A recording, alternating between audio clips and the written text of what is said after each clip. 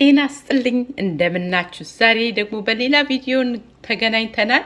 እንደምታዩት እንግዲህ ድንች በካሮት አርጌ ከስጋ ጋር በበርበሬ ሰራዋለሁ። በቲማቲም ፍሬሽ ቲማቲም አለኝ እዚህ። ይሄ ሀገራችን ሽንኩርት አለ፣ ነጭ ሽንኩርት። እዚህ ጋር ደግሞ ሰለሪ፣ የተፈጨ ሰለሪ አለ። ዩዥሊ ብዙ ጊዜ ባህላችን ስንሰራ ሰለሪ አንጨምርም፣ ግን ለጤና በጣም ቆንጆ ስለሆነ ጨምራለሁ። ዘይት አለኝ። ወደ ስራው እንግባ። እንደዚህ ተለቅ ባለ ድስት ነው የምሰራው። መጀመሪያ ሽንኩርቱን እንደዚህ ያያችሁ ድምፁ ስትሰሙ ሽንኩርቱ ሪሊዝ ያደርጋል ማለት ነው ቃናውን። በላዩ ላይ ዘይት እናደርጋለን። በቂ ዘይት እናደርግበታለን። ብዙ ድንች ብዙ ካሮት ነው የሚሰራ።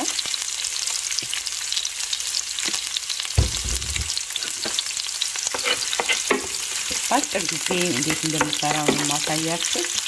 አሁን በዚህ ላይ ምንም ሽንኩርቱን ብዙ ሳይቁላላ በርበሬውን አደርጋለሁ።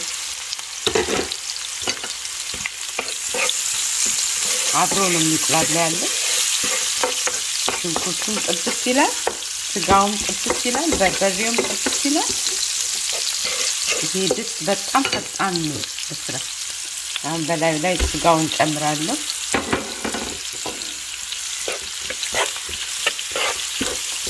አብሮ ልክ እንደ ጥብስ ማለት ነው። ጥብስ አብረን እንደሚጠብስ ኦልሬዲ ሽታው ቆንጆ ነው።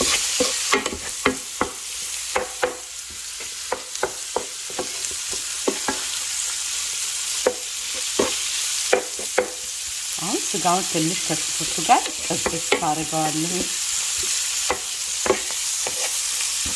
ጨውን መጨረሻ ላይ ጨምራለሁ። አሁንም ከጨመርነው ምንም አይደለም፣ ግን ብዙ ጨው እንዳናበዛ ይረዳናል መጨረሻ ላይ መጨመር።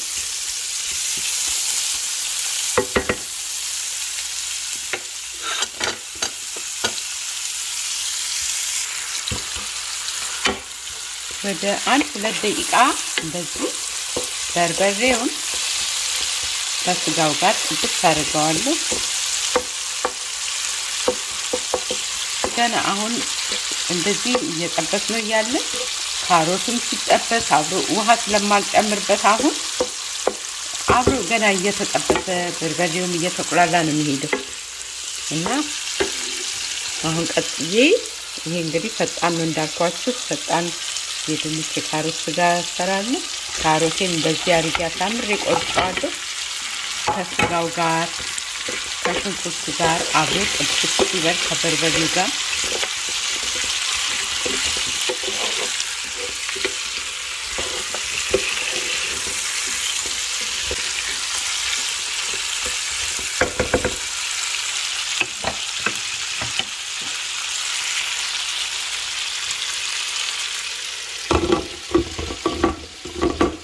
እንዲህ በባሉት ትንሽ በሰል ይበል። ካሮት ብዙ ጊዜ ይወስዳል አይደል ለመብሰል። አሁን እንደ ስቲም ሆኖ ውስጡ ቶሎ እንዲበስልልኝ ስለፈለኩ ከደና አደረኩት። አሁን እዚህ ጋር ሰለሪ ቅድም የፈጨሁት አለ። ትንሽ ውሃ አድርጌ ሰለሪውን ክትፍ አድርጌ ጨመርኩት።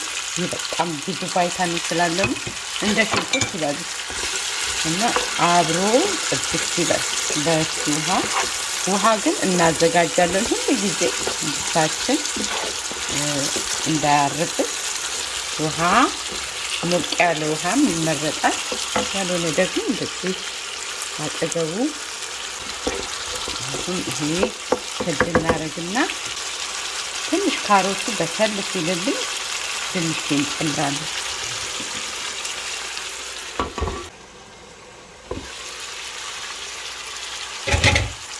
አዎ ይሄ ስቲሙ እንዲበስል ነው የሚረዳው።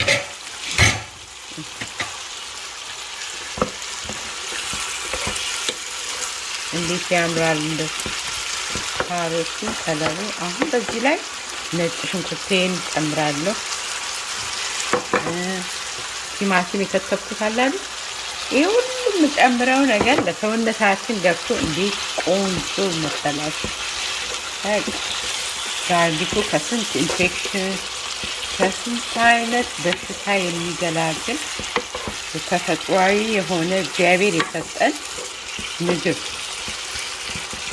ዝንጅብሉን አሁን ደግሞ ቀጥዬ ዝንጅብል ጨምራለሁ። የፈጨሁትን አያችሁ ቅቤ ነው የሚመስለው።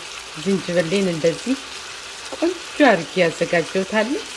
ዝንጅብል እንዴት እንደማዘጋጅ ቪዲዮ ሬዲ ሰርቻለሁና ያው ከቪዲዮቼ ገብታችሁ እዩ። ማርቲ ኤ የሚል ማርቲ ኤ ዩቱብ ጨመር ነው የማደርግበት።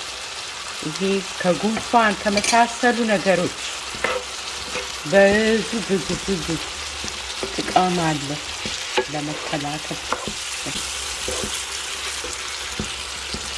እኛ ኢትዮጵያውያን ምግቦቻችን ሪሊ በጣም ለጤና የሚጠቅሙ ናቸው። ይሄው ከለርፉል ነው፣ መልኩ ያምራል። መጨረሻ ሰርተን ስንጨርስ ይጣፍጣል። ሽታው ካሁኑ ልዩ ነው በጣም። የስጋው ጥብስ፣ የካሮት ጥብስ እንዲህ እንዳለ የከተፍኩትን ድንች ጨምራለሁ። አብሮ ሁሉም ጥብስ ይልልኛል። እስካሁን እንዳያችሁ በራሱ ውሃ ነው። ይሄ ሁሉ የሰለሪው የቲማቲሙ ነው እንጂ ውሃ ነገር አልጨመርኩም። እንዳልኩት ውሃ ካነሰው ግን ትንሽ ጠብ እያደረግን ከስሩ እንሰራለን። አሁን ለእኔ እስካሁን ድረስ አላስፈልገኝም። በኋላ ከድንቹ በኋላ ግን እጨምራለሁ። ድንች ውሃ ብዙ የመምጠት ኃይል ስላለው እሱ አደርጋለሁ። አሁን ድንቼን ልጨምር። ድንቼን እንግዲህ የከተፍኩት እንደዚህ ነው። እንደ ካሮቱ ስላይስ እንዴት እንዳደረኩት አይታችኋል አይደል? በቃ እንደዚህ ነው ስላይስ ያደረኩት። ድንቹንም እንደዛ ደግሞ ቶሎ ይበስልኛል። እንደዚህ አድርጌ ስለከተፍኩት በጣም ብዙ ነው።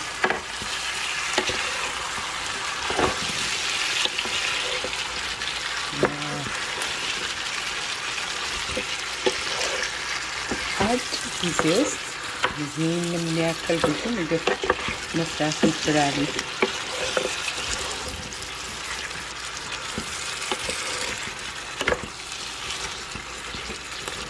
ልብ ብላችሁ እንደሆነ ቅመም የሚባል ነገር አልጨመርኩም ዛሬ። አልጨምርም ቅመም። አንዳንዴ ማለት ምንም ማለት የግድ ሁሉ ጊዜ መጨመር የለብንም፣ ግን ከፈለግን ደግሞ መጨመር እንችላለን። እንደ ላይክ እንደ ጦስኝ፣ ኦሪጋኖ በጣም ቆንጆ በጣም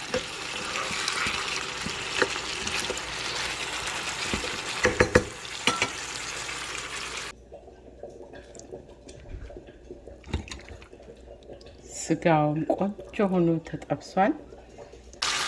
ይሄው እየደረሰልን ነው። አሁን የምታዩት ጨው ጨምርና ከላዩ የምንፈልገውን ያህል ነው። ጨው መጠን ይሄን ያህል አይባልም። አገላብጬ እንደገና ትንሽ ጨው ጨምራለሁ። ድንቹ ጨው እንዲገባ ኦሬዲ በርበሬው ጨው ስላለው ብዙ አናበዛ። እየቀመጥን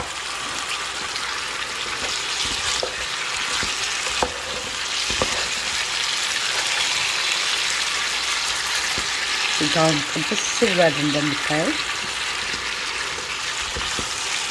ድንች ከወጣ በኋላም ገና ራሱ እየበሰለ ነው የሚሄደው።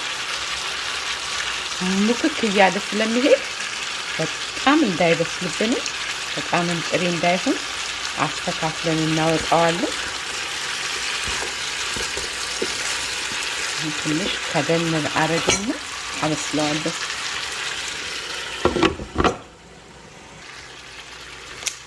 ትንሽ ውሃ መረቅ ከፈለግን ትንሽ ውሃ አሁን ጨምርና እችን ተፈክ ስትል እየበሰለልኝ ነው፣ አወጣዋለሁ።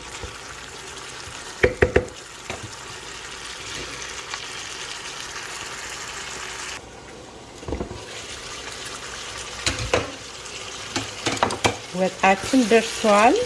ትንሽ መታ ስናደርገው ይኸው እንደዚህ ፍርስ ሲል ታዩታላችሁ። ቀበር በስሎልናል ማለት በጣም ሙክክ ሳናደርገው። አሁን በእንጀራ ላይ አቀርበዋለሁ። ይኸው ይሄን ይመስላል ሳቀርበው። እንግዲህ እዚህ በጣም ቆንጆ ነው። ሽታውም በእንጀራ አድርጌ አቀርበዋለሁ።